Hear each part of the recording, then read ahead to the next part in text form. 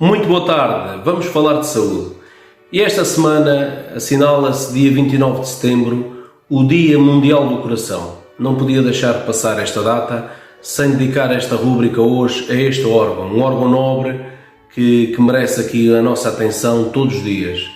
É um espaço, esta rúbrica, já abordei esta temática, já falámos de infarto agudo do miocárdio, já falámos de risco cardiovascular e de outras situações cardíacas, e hoje vamos falar aqui um pouco de como funciona o coração e de algumas particularidades e curiosidades sobre este órgão nobre que todos temos que zelar por ele de maneira a prevenir a sua doença. Por exemplo, o coração de um homem e de uma mulher tem cerca de 350 gramas, mede aproximadamente, em termos globais, tem uma forma de um punho. É dividido em 4 partes, 2 aurículas, 2 ventrículos. Nas 2 aurículas recebe sangue vindo do pulmão e da restante parte do corpo. Os 2 ventrículos enviam sangue, um deles ao pulmão e outro à grande circulação, aos órgãos e outros tecidos vitais. O coração funciona a um ritmo aproximado de 70 a 80 batimentos por minuto.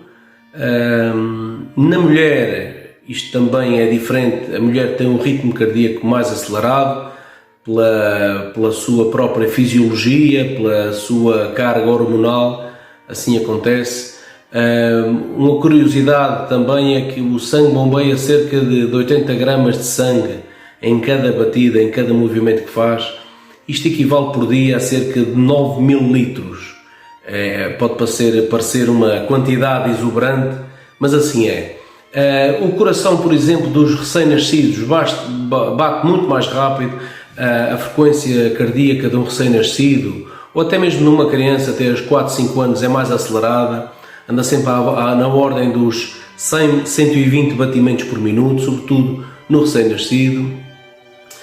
Por exemplo, outra das curiosidades é quando uma criança tem febre e vamos tentar ver a pulsação, podemos deparar com situações em que se tem uma frequência cardíaca acima dos 150. É normal, uma vez que a criança tem frequência cardíaca mais elevada numa situação febril, numa situação de infecção, pode ter mesmo uma frequência cardíaca acima dos 150, o que é considerado natural mediante esta situação. No minuto, o coração chega a lançar cerca de 5 litros de sangue. Tem 2 movimentos, que é sístole, que é a força que o sangue faz quando a injeção do sangue para o corpo, e outro movimento que é a diástole, é quando o coração recebe sangue nas aurículas e digamos que fica naquelas frações de segundo, fica em repouso. A sístole e a diástole correspondem, por exemplo, à nossa tensão arterial máxima e mínima. A tensão sistólica é a tensão que nós adquirimos quando de cada movimento de bombear sangue para todo o corpo. A tensão mínima ou a diastólica é aquela tensão que nós temos quando o coração está em repouso. Por exemplo, o coração de um maratonista ou de um atleta acaba por ter sempre frequências cardíacas mais baixas, porque de uma forma geral tem um determinado treino, e sendo o coração um músculo, tem um determinado treino que não o obriga a bombear e a bater tantas vezes. Portanto, é natural que o ritmo cardíaco de um atleta seja mais lento, e nós, em regra geral, quando se vê sinais vitais e se está a haver tensão arterial e o ritmo cardíaco, uma pessoa que pratica exercício físico, é natural encontrar frequências cardíacas baixas na ordem dos 50, 45, 50, 60 e não muito mais do que isto. Relativamente à capacidade de trabalho do coração e do músculo cardíaco, posso-vos dizer que o coração gera o seu próprio impulso elétrico. digamos que o coração tem, de uma forma muito genérica, vida própria. Isto porque, independentemente da função cerebral, tem um nódulo, tem uma pilha. Nós todos conhecemos doentes que muitas vezes têm que colocar um pacemaker e é denominado o doente que vai colocar uma pilha no coração. Isto significa que existe um nódulo, uma bateria natural e fisiológica chamada nódulo sinusal, que provoca um estímulo elétrico e que faz com que as células do coração e o músculo cardíaco trabalhe e se contraia. É importante ter esta noção que o coração consegue bater mesmo estando fora do corpo, quando, por exemplo, de um transplante de órgão, um transplante cardíaco.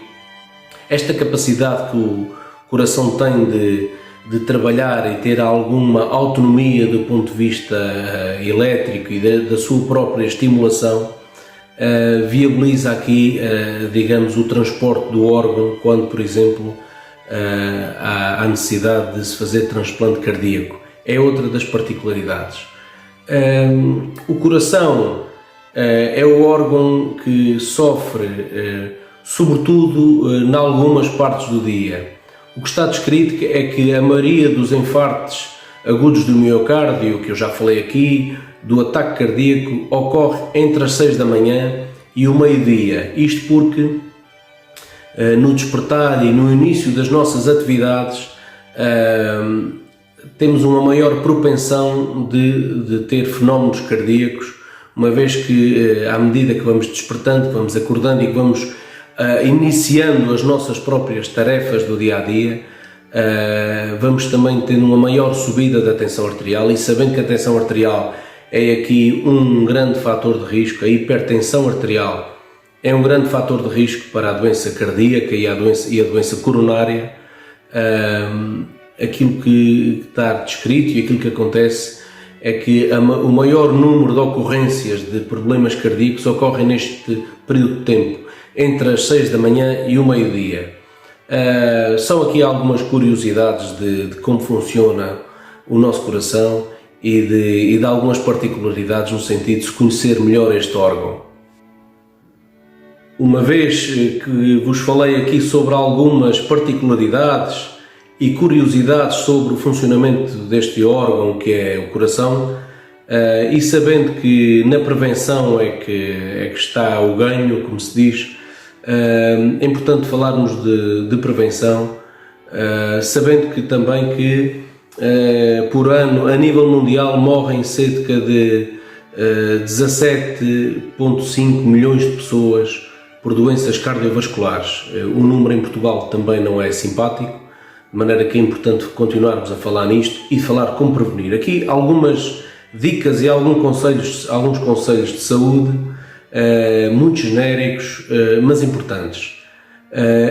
Tratar o coração ou prevenir a doença do coração é importante começar pela nossa boca, pelo aquilo que ingerimos. É importante haver aqui uma parcimónia no que respeita à ingestão de alimentos, isto de acordo com a nossa idade e com a nossa atividade física. Ou seja, devemos nos alimentar de acordo com os gastos de energia que vamos ter durante o nosso dia. É importante haver essa noção de que a nossa ingestão de alimentos deve atender a isso, àquilo que vamos ingerir, de acordo com a nossa atividade física, de acordo com a nossa ocupação e sobretudo também de acordo com a nossa idade. Depois, importantíssimo, o consumo de frutas e vegetais, não sendo em demasia, sobretudo aqui a fruta para os diabéticos, que deve ser ingerida com algum cuidado. É importante que faça parte da nossa tabela alimentar diária frutas e vegetais, pela riqueza dos sais minerais e pela capacidade que estes têm de prevenir e diminuir a incidência de doença cardíaca. Depois fala-se em cada vez mais ingerir grão integral, os grãos integrais.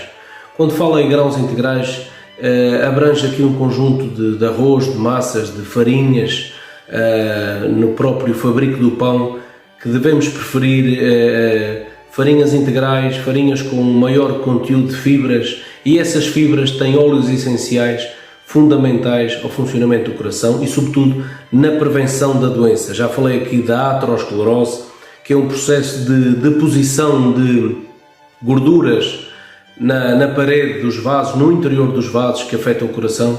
É importante aqui cada vez mais consumir produtos integrais e com maior nível de fibras.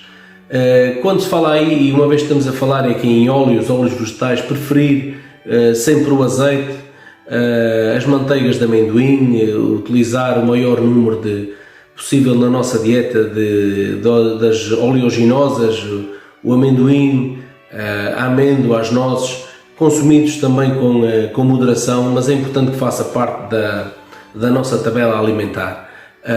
Depois, importante aqui também falar da nossa fonte de proteína. Nós precisamos de proteína para o nosso dia-a-dia, para exercermos força muscular, para o pensamento, para a visão, e é importante haver uma escolha de uma proteína cada vez mais saudável. Evitar-se a fonte proteica conhecida que é a carne, ingerir menos carnes vermelhas, não abolir propriamente o consumo de carnes vermelhas da nossa dieta, mas reduzir o seu consumo, preferir carnes brancas. Uma fonte riquíssima de proteína é o peixe, outra é o feijão, o grão, as ervilhas. Optar por uma fonte de proteína mais saudável.